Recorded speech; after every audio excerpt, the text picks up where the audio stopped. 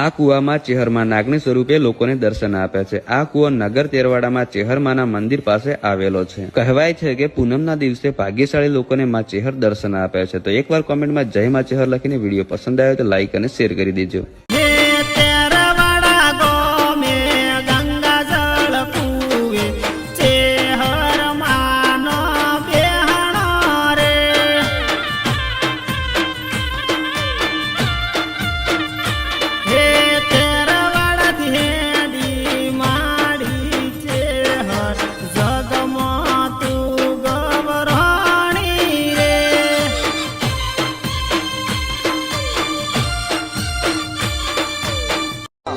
વાગે જો મને ઘાવ તો લોહીની ધાર નીકળે, લોહીના દરેક ટીપે ટીપે તારો ઉપકાર નીકળે।